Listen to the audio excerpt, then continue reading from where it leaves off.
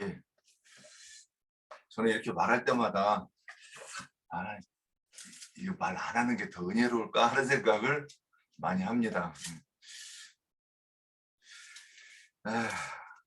이 7장을 여기서는 하나님이 뭐라고 말씀하시는 것인가 하면서 이렇게 이제 읽었어요. 근데 눈에 들어오는 것이 첫 번째로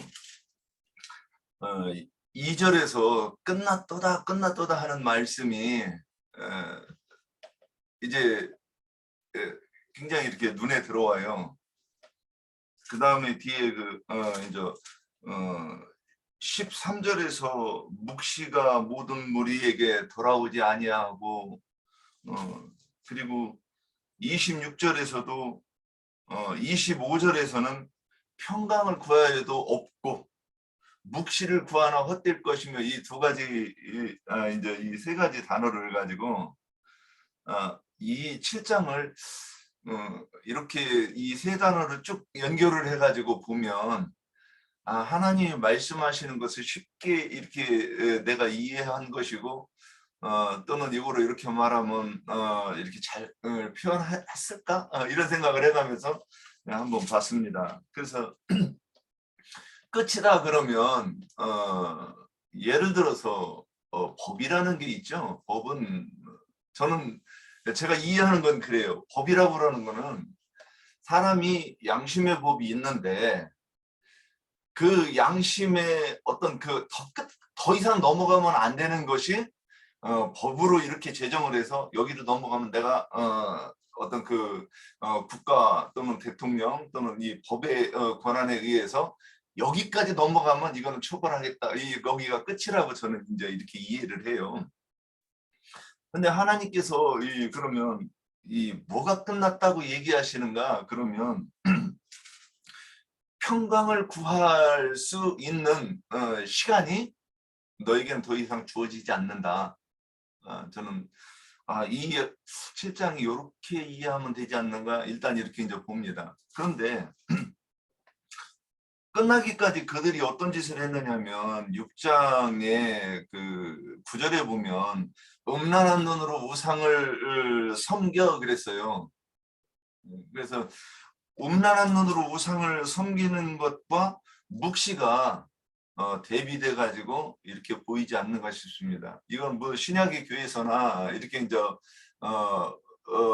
이게 대비되고 된다고 이렇게 볼 수 있을 것 같긴 한데 그러면 이제 처음부터 이렇게 보면 끝났다고 하시고 5절에서 또 말씀하십니다. 재앙이로다 비상한 재앙이로다 볼지어다 그것이 왔다. 그것이 뭔가 6절에서는 끝. 그리고 그 끝이 7절에서는 정한 재앙이 이렇게 말씀하십니다. 이 땅 주면 정한 재앙이 내게 임하였다다. 때가 이르렀고 날이 가까웠다. 이게 뭐냐? 하나님께서 기다리시고 그래서 네가 제사장과 선지자의 가 임한 그 묵시를 찾고 구해서 나를 경외하는 수 있는 기회의 시간이 이제 끝났어요. 왜 그러냐? 그들이 이제 10절에 보면 8절에 보면 내가 속히 분을 내게 쏟고 내 진노로 내게 이루어서 내 행위대로 너를 심판하여 내 모든 가증한 일 이렇게 얘기했어요. 그 가증한 일이 뭐냐? 이제 10절에서도 얘기했는데 좀 더 명확하게 하면 19절에 그들이 그 은을 거리에 던지며 그 금을 오물같이 여기리니 이게 뭔 얘기인가? 그 밑에 절 19절에 19절 끝에 가면 중간에 가면 오물같이 여기리니 여호와 내가 진노를 내리는 날에 그들의 은과 금이 능히 그들을 건지지 못하며 이렇게 얘기했으니까 이 말씀을 조금만 묵상해 보면 자기를 구원하는 은과 금 그러면 자기가 평생에 추구해서 이것이 하나님을 섬기는 것이라고 하는 그 아브라함의 믿음을 본받는 그 신앙의 정신 세계를 얘기한다고 저는 이렇게 보았습니다. 그 우상을 섬긴다고 하는 것이 결국에는 그 귀신의 가르침, 악한 영의 가르침인 이런 그 잡으면 안 되는, 취하면 안 되는 그 은금을 취했다. 그걸 그렇게 말씀하시고 그걸 20절 중반에 가면 가증한 우상과 미운 물건을 만들었다 이렇게 얘기한다고 보입니다.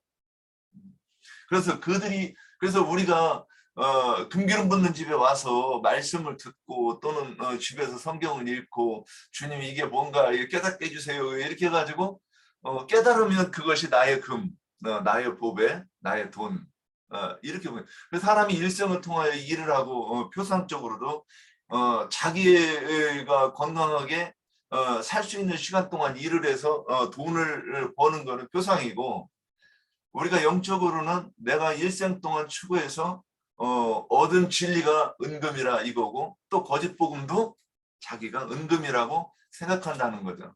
그래서 거짓 복음을 어디 가서 들은 것이 재수없이 거짓 선지자한테 걸려가지고 되지 않는 소리 들으면 이거 뭐냐? 그들이 자기를 구원하는 은금이라고 생각하였던 그것을 얘기하고 그것이 신약에서는 우상을 섬기는 것이다. 이렇게 했다고 말씀하시는 걸로 보이는 거예요. 그래서 이들이 근데 그것이 그들에게 왜 하나님이 끝이 되었다 그러느냐? 그러면 이제 다시 10절로 가면 정한 재앙이 이르렀으니 몽둥이가 꽃이 피며 교만이 싸게 났도다. 그 출애굽기에서 아론의 쌍난 지팡이가 생각이 나요. 그래서 그 나무에 살구꽃이 피고 또 살구 열매가 열리는데 이들에서 몽둥이가 싹이 나고 꽃이 피었다고 이렇게 되어 있어요. 그래서 또 11절에 가면 그 포악이 일어나 죄악의 몽둥이 이렇게 되어 있어요. 그 몽둥이에 맞으면 그들은 살린다고 그 목자의 지팡이로 그들을 돌본다고 하는데 실제로는 때려서 겁 안 죽게 만들고 그리고 옷을 다 벗기는 것을 지금 이렇게 상징했다고 보입니다. 그래서 그것이 20절에서 가증한 우상을 만들었는데 이제 더 이상 그것이 이제 계시록 13장에서도 그 표가 나오는데 그들이 그 이마에 받은 표 또는 손목의 기호가 아까 여기서는 이제 은금이라고 표현되어 있는데 이게 출애굽기에서도 손목걸이에 금이나 귀고리를 뽑아다가 금신상을 만들었다 이렇게 되어 있었는데 그 가증한 우상을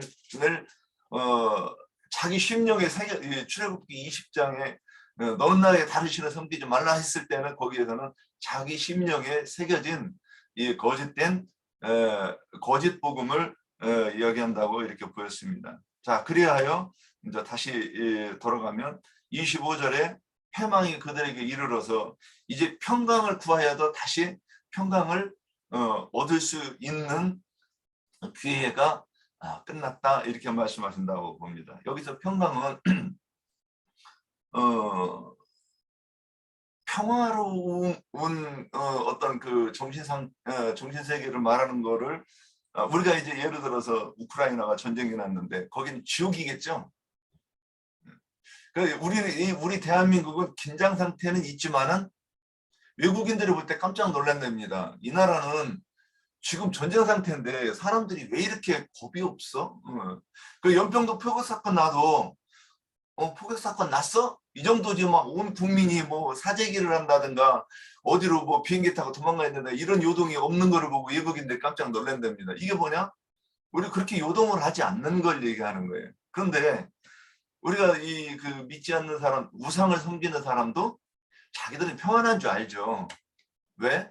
그 신과 그 신이 나를 건드리지 않고 내가 어떤 말도 안 되는 상황이 되면 나를 건질 수 있을 거라고 건져줄 거라 당연히 믿는 거예요. 그러니까 그게 평강이라고 이렇게 설명하면 어떤가 싶은데 우리의 평강은 지금 에스겔 선지자가 지금 자기 있는 땅은 말도 안 되는 그 상황이죠. 포로로 잡혀와서 포로된 백성들과 함께 사는데 에스겔 선지자는 마음이 평화로운 상태에서 바깥 상황이 어찌됐든지 간에 그 마음의 저기는 자기의 생명이 어떤 그 위협을 받는다고 해도 뭐 어차피 벗어야 될 거니까 오늘 여기서 내가 순교당하면 하나님이 나를 더 알아주시겠네. 정말 이게 그냥 생각뿐이 아니라 정말로 확고하게 그런 믿음이 있다고 그러면 그 사람이 어떻게 평화롭지 않을 평강하지 않을 수 있겠는가. 그런데 그렇게 될 수 있는 기회가 너에게는 없다.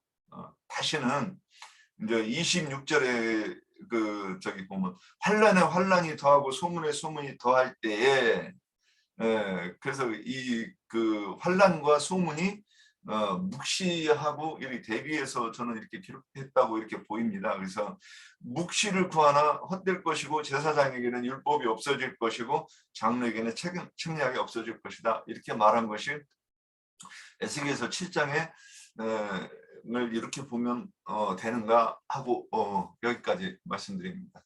예, 이상입니다.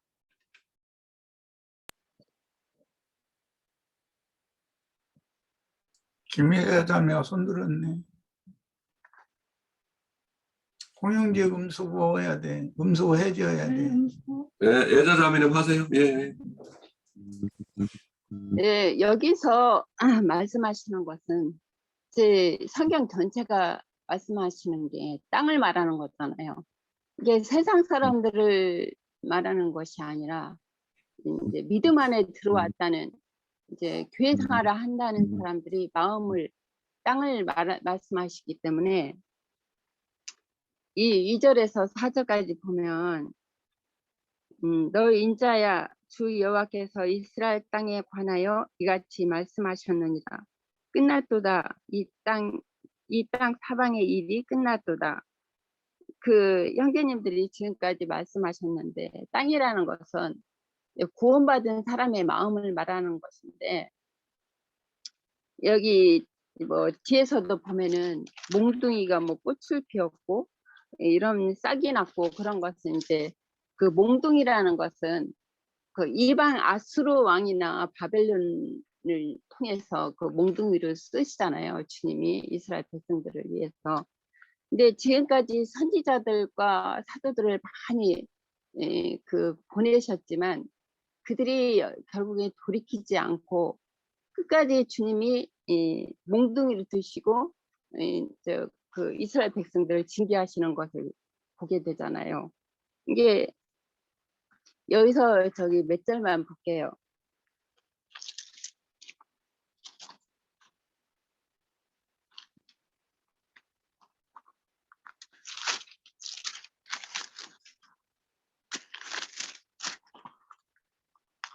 이게 마음이라는 것은 우리가 구원받았으면 우리 마음에 주님을 섬겨야 되는데 이게 두 신을 섬기기 때문에 여기에서 고관들이 뭐 지도자들이 타락했기 때문에 그 백성들은 자동으로 그 가르침을 받기 때문에 타락할 수밖에 없죠.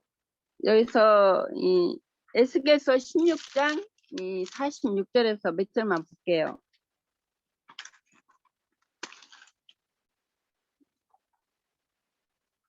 내 형은 그 딸들과 함께 내 오른쪽에 거주하는 사마리아요. 내 아우는 그 딸들과 함께 내 오른쪽에 거주하는 소돔이라. 내가 그들의 행위대로 행하지 아니하며 그 가증한 대로만 행하지 아니하고 그것을 적게 여겨서 내 모든 행위가 그보다 더욱 부패하였도다. 주 여호와께서 말씀하시니라. 내가 나의 삶을 두고 맹세하노니 내 아우 소돔 곧 그와 그 딸들을 너와 내 딸들의 행위같이 행하지 아니하였느니라.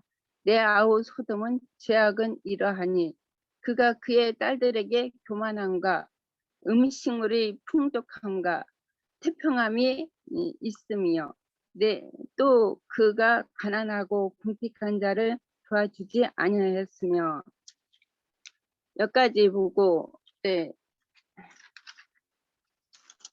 23절 4절부터 7절까지 볼게요. 그 이름의 형은 오올라요. 그 아우의 이름은 오올리바라. 그들이 내게 속하여 자녀를 낳았나니 그 이름으로 말하면 오올라는 사마리아요, 오올리아바는 예루살렘이라. 오올라가 내게 속하였을 때 그 음행하여 그가 연애하는 자 곧 그 이웃 아수르 사람을 사모하였나니 그들은 다 자색 옷을 입은 고관과 감독이요 준수한 청년이요 말 타는 자들이라. 그가 아수르 사람들 가운데서 잘생긴 그 모든 자들과 음행하고 누구를 연애했든지 그들이 모든 우상으로 자신을 더럽혔으며 그가 젊었을 때 애굽 사람과 동침하며 그 처녀의 아니 여기까지만 볼게요. 또 신약에서도 보면은 내가 두서없이 얘기하는 것 같은데 신약에서 유다서에 보면은요 유다서 1장 5절에 너희가 본래 모든 사실을 알았으나 내가 너에게 다시 생각나게 하고자 하노라. 주께서 백성을 애굽에서 구원하여 내시고 후에 믿지 않는 자들을 멸하셨으며 또 자기를 지위를 지키지 아니하고 자기 처소를 떠난 천사들을 큰 날의 심판 때까지 영원한 결박으로 흑암에 가두셨으며 소돔과 고모라와 이웃 도시들도 그들과 함께 행동함으로 음란하며 다른 육체를 따라가다가 영원한 불의 형벌을 받음으로 거울이 되었도다. 이게 여기서도 보면은 그 다른 색을 따라가다가 유다서에도 보면은 그 성경 말씀 전체가 그걸 말씀하시는데 정말 마음을 그 음행을 했잖아요.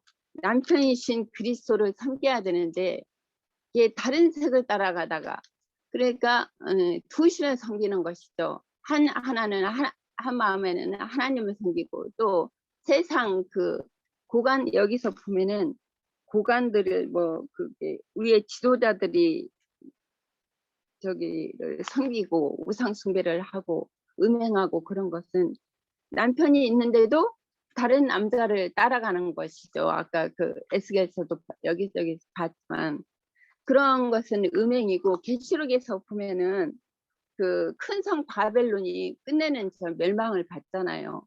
그런 것처럼 이게 그 마음이 그 구원받은 마음이면 그 주님만을 섬기고 주님만을 의지하고 주님만 그 믿음만을 따라가야 되는데 그 항상 그 계시록에서 22장 16절을 보면은 많이 선지자들을 사도들을 보냈어요. 끊임없이 보냈는데 그들이 이제 돌이키면은 구원을 받고 그 주님 앞에 돌아오면은 상을 받을 것인데 여전히 그들을 끊임없이 보냈지만 그들은 결국에는 돌이키지 않고 돌이키는 자들은 주님 앞에 돌아오는 자들은 이제 끝내 구원을 받고 상이 있을 것인데 결국에 돌이키지 않고 끝내 돌이키지 않고 멸망의 길을 간다면 주님이 이렇게 심판을 하신다는 것이죠.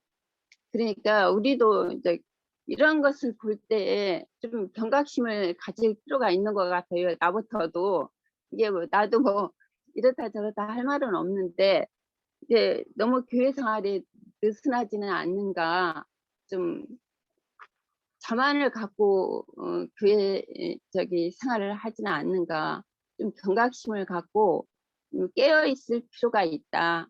그래서 이 말씀을 드렸어요. 네, 여기까지요. 형제님한테 만약 그 넘기기 전에 잠깐만 말씀을 드릴게요. 그 7절에 보면 요란한 날에 그날은 산에 절거이 부르는 날이 아니요 이렇게 되어 있어요. 그러니까 그 이스라엘이 그 무슨 그들도 우상 숭배를 하는 것도 무슨 날이 있겠죠. 그런데 하나님은 이 요란한 날을 하나님의 어떤 심판의 날로 이렇게 예정을 하고 있는데 그들은 늘 산에서 이제 절거이 부르는 날 할 때 그 절거이 산에서 부르는 거는 대표적으로 이스라엘에서 그 산에 오르는 거는 포도를 수확하기 위해서 오르는 날이 있고, 또 아니면은 산당에서 그들이 어떤 그 우상 앞에서 그 조잘거리고 그것을 절거이하는 어떤 그런 어떤 소리가 있을 수가 있고, 또 아니면 이제 전쟁의 나팔 소리가 있을 것인데, 여기에서는 이제 그 하나님의 어떤 심판의 날이기 때문에 전쟁의 나팔 소리가 이제 있을 텐데, 그들은 이제 그것이 즐거운 날로 이렇게 오해한다라고 아까 이렇게 말씀을 드렸었어요. 그런데 이제 우리가 제일 중요하다라고 생각하는 거는 이 심판이라는 거는 기본적으로 하나님의 더러움을 제하는 것이 심판이에요. 심판의 목적은 딱 그거예요. 그러니까 물론 심판을 통해서 어떤 것이 심판의 대상이 되고 어떤 것을 심판하시는가의 어떤 본을 세우는 것도 이제 있겠지만, 실질적으로 우리의 어떤 각자 신앙 가운데서도 심판이라는 것은 우리한테 하나님에게 합당치 않은 것을 제하는 게 목적이에요. 제하는 것이 목적인데, 그 제함을, 그러니까 우리가 그런 어떤 크건 작은 간의 어떤 인생사, 개인적으로나 교회적으로나 나라적으로나 민족적으로나 이런 어떤 심판을 행할 때에 그 심판의 어떤 목적대로 하나님의 어떤 선한 목적 그대로 이제 이루어지는 것은 결국에는 그들이 마음을 찢는 어떤 할례를 받고 나오는 것이고, 그리고는 그들의 어떤 목을 이렇게 꼿꼿하게 했던 것들을 이렇게 거두는 것이 이제 그 실질적으로 심판의 어떤 목적대로 하나님의 의도대로 이제 되어지는 것인데, 그렇게 되어졌을 때 그 사람 안에서는 이제 그 어떤 새로운 어떤 질서 체계가 이제 이렇게 구축이 되겠죠. 그래서 새로운 일들이 일어나는 것이고, 그래서 우리가 이제 잘 알다시피 이런 어떤 우리가 앞으로도 그렇고 남은 생 동안 진짜 신앙하는 동안 하나님의 어떤 징계나 심판을 이제 이렇게 받을 수가 있죠. 그러면 그때마다 우리가 이제 늘 기억해야 될 것은 그때마다 이제 사람들은 대부분 어떤 징계다라고 이제 신앙을 하는 사람이면 다 이게 징계구나 이렇게 느낌이 오잖아요. 오는데 그때 이제 좀 대부분 사람들은 쭈삣쭈삣해요. 이게 하나님의 징계이구나, 뭐 이거 하나님이 나한테 이런 걸 원하시는구나 하는데 거기에서 바로 돌아서지 못하고 뭔가 그 미련이 남아서 이제 이렇게 쭈삣쭈삣하게 되는데, 그런데 이제 우리가 이런 그 말씀을 이렇게 통해서 우리가 이제 걸을 때 우리가 말씀을 의지해 가지고 그때 이런 사건일 때 하나님이 이렇게 징계했었고 그 돌아오는 자들에게는 어떻게 축복을 하셨는가, 이런 걸 말씀을 통해서 그냥 그 말씀에 의지해서 그냥 딱 돌아서야 되는 게 이제 가장 중요하죠. 그래서 우리 그 누가복음 15장에 보면 둘째 아들이 돌아오는 모습 잘 알고 있잖아요. 그래서 돌아왔을 때 제일 좋은 옷을 입히고 손가락질을 끼워주고 또 신발을 신기고 가장 살찐 송아지를 잡아서 이렇게 푸짐하게 먹게 하잖아요.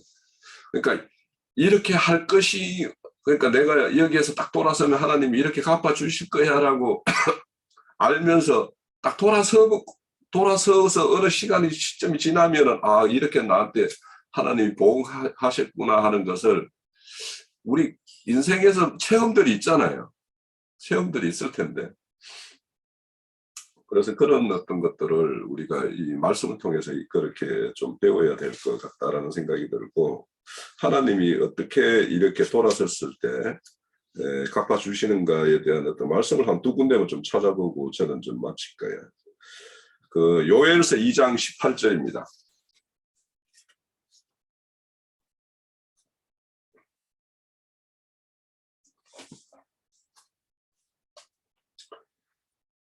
요엘서 2장 18절에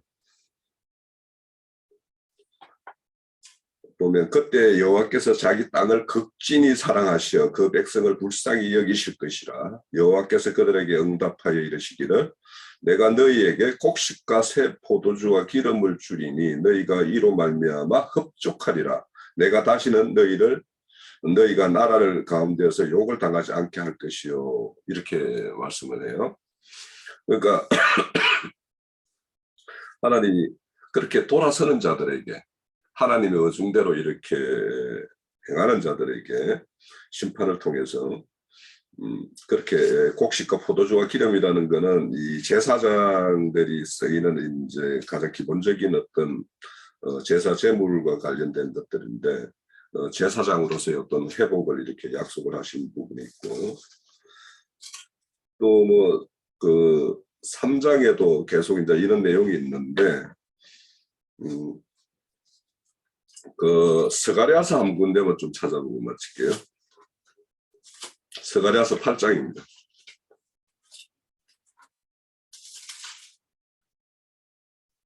(8장) 11절 12절.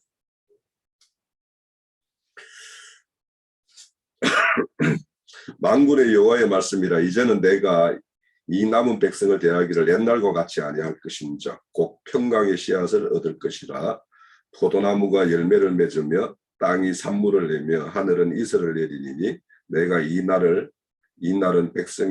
백성으로 이 모든 것을 누리게 하리라. 유다 족속들아, 이스라엘 족속들아, 너희가 이방인 가운데 저주가 되었으나 이제는 내가 너희를 구원하여 너희의 복이 되게 하리니 두려움할지니라. 손을 견고히 할지니라. 그러니까 하나님은 우리 신약에서도 아까 말씀대로도 누가복음에서도 그렇게 되어 있고, 요엘 선지자를 통해서 남유다에게 스가랴 선지자에 의해서 포로로 잡혀온 돌아온 자들에게 하나님에게 이렇게 온전히 행함으로 인해서 받을 어떤 축복들에 대한 내용을 이렇게 말씀을 하고 있어요. 그래서 우리가 어떤 하나님의 자녀니까 하나님의 어떤 손길이라는 어떤 느낌을 받죠. 그때 그냥 가감 없이 이렇게 돌아서는 것, 이런 것들에 대해서 이런 어떤 하나님이 이렇게 축복하신다라는 이런 말씀에 의지해서 그냥 이렇게 돌아서는 것이 우리의 어떤 말씀이 우리 안에 역사하는 사람이고, 또 말씀의 어떤 권능을 우리가 인정하는 사람이죠. 그래서 그 성경 말씀 중에 보면 네가 아버지 앞에서 나를 시인하면 나도 너를 시인할 것이요, 이렇게 되어 있어요. 그 하나님의 그 시인한다라는 거는 그냥 말씀을 내 인생에다가 그 적용하는 것이 시인하는 것이지 어디 뭐 다른 게 필요가 없어요. 그러니까 내 인생에 하나님의 말씀을 그대로 인정하고 그걸 적용하는 것이 시인하는 것이다. 이렇게 좀 싶습니다.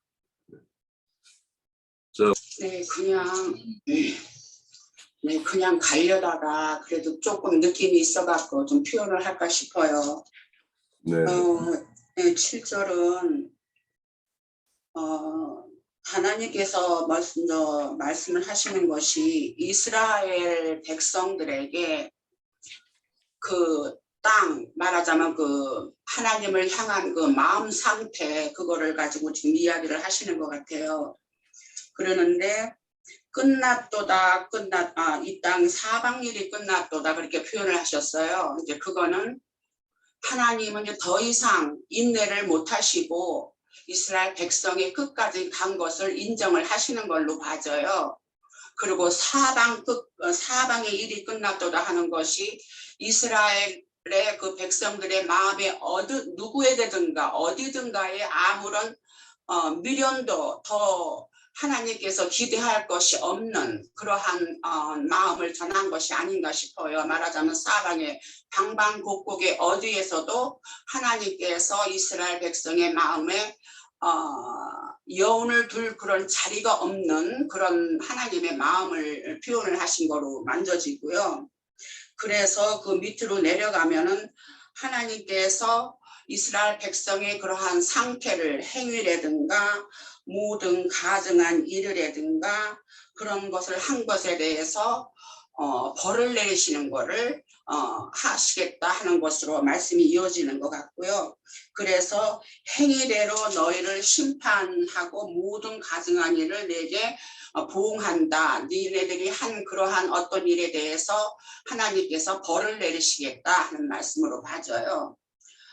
그러면서 10절에 보면은 9절에 그래서 벌을 내리는 것에 있어서 때리는 여호와 하나님께서 때리는 그러니까 벌을 내리시는 일이 하나님이다. 그러니까 여호와께서 벌을 내리시는 것이다 하는 것으로 강조를 하시면서 볼지어다 그 날이로다 볼지어다 임박하도다 정한 재앙이 이르렀으니 몽둥이가 꽃이 피며 교만이 싹이 났도다 하는 것이 몽둥이가 꽃이 피었다고 하는 것은 아까 그 에자자매님도 역사적으로 보면은 하나님께서 아수르를 그 몽둥이로 이렇게 채찍으로 쓰셨다 하는 그런 말을 하셨는데 몽둥이가 꽃이 피었다 하니까 몽둥이를 쓰겠다는 그런 의미가 거기에 담겨져 있는 것이잖아요. 그리고 교만이 싹이 났도다. 왜 몽둥이를 쳐야 하는 것인가? 왜냐하면 교만이 이스라엘 백성이 하나님에 대해서 경건한 마음도 없고 또 여전히 악만 행하고 또 모든 입으로 망령된 말만 하고 하는 그런 행동을 하니까 하나님께서 몽둥이를 써야 되겠다 하는 그런 말씀인 것 같아요. 그래서 포악이 일어나서 죄악의 몽둥이가 되었은즉, 그러니까 포악이라는 것은 결국 이스라엘 백성들의 마음 상태지요. 하나님을 두려워하지 않고 그렇게 가증한 일을 하고 모든 재앙받은 일을 한 그 일들이 이스라엘 백성들의 마음에서 일어난 포악들이지요. 그랬기 때문에 포악이 일어나서 죄악의 몽둥이가 되었다. 그러니까 몽둥이를 받아서 그 죄악을 처리해야 하는 죄악의 몽둥이 거리가 된 거지요. 이스라엘 백성들의 마음이 그렇게 생각이 되어지고요.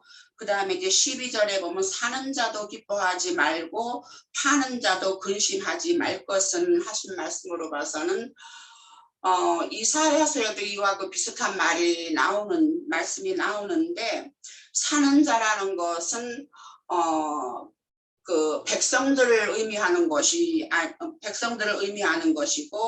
파는 자라는 것은 고관들, 제사장들급의 사람들을 의미하는 것이 아닌가 해서 그래서 그러나 백성들이나 제사장들이나 다 마찬가지로 그 진노가 임할 것이다 하는 것을 이야기를 하시면서 그랬기 때문에 파는 자가 살아있다 할지라도 돌아가서 다시 그 판 것을 얻지 못하리니 이는 묵시가 그 모든 무리에게 돌아오지 아니하고 하는데 그러면은 파는 자라는 것은 제사장급에 있는 사람들이 백성들에게 하나님의 말씀을 가르치면서 하나님의 도를 따르게 해야 하는 것이 그 사람들의 임무인데 그런 것이 다 엉망이 된 상태지요. 그러한 일이 없어지고 또한 그와 동시에 그 설사 팔았다고 한데도 그 판 것을 다시 얻지를 못하고 새 하나님의 어떠한 교훈이라든가 율법이라든가 말씀 안에 있는 그러한 것들을 다시 팔 수 있는 것이 없다는 얘기로 봐져요. 그랬기 때문에 묵시가 돌아오지 않는다. 더 이상 하나님의 말씀을 전할 거리가 없는 그러한 상태가 아닌가 하는 것으로 봐져요. 그랬기 때문에 죄악으로 말미암아 자기의 목숨을 유지할 수 없다. 그렇게 말씀을 하셨는 것이 더 이상 하나님의 생명을 이어받을 수 있는 어떠한 것이 없는 상태가 아닌가 하는 것으로 봐져서 완전히 하나님께서 이스라엘 백성을 버리시고 더 이상의 구원을 줄 수 있는 이때 당시에는 더 이상의 하나님께서 생명을 공급할 수 있는 길이 막힌 것으로 봐지는 거예요.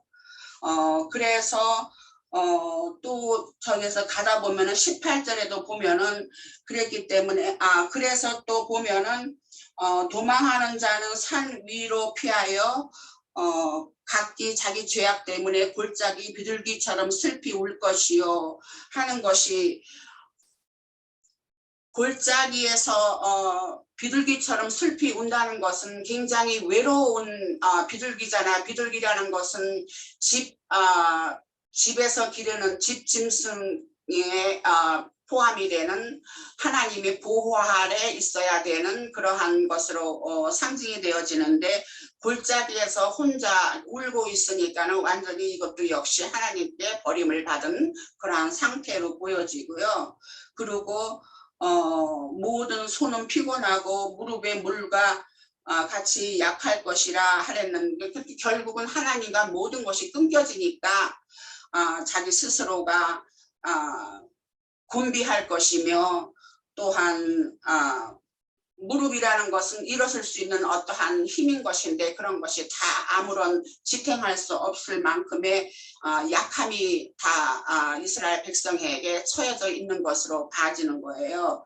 그리고 그들의 굵은 배로 허리를 묶을 것이라고 하는 것은 허리라는 것은 생명의 처소인데 굵은 배를 허리에 묶었다 하는 것은 완전히 생명의 처소에서 떠난 죄로 가득 찬 그러한 상태를 말하는 것 같고 두려움이 그들을 덮을 것이요 그 얼굴에는 수치가 있고 모든 머리는 대머리가 된다 하신 말씀도 하나님께서 생명을 공급을 하지 않으시면 그 초조함이라든가 불안한 거라든가 또한 거기에는 당연히 그 사탄의 그 성분이 엄습을 하기 때문에 두려움이 당연히 오리라 이렇게 생각이 되어져요.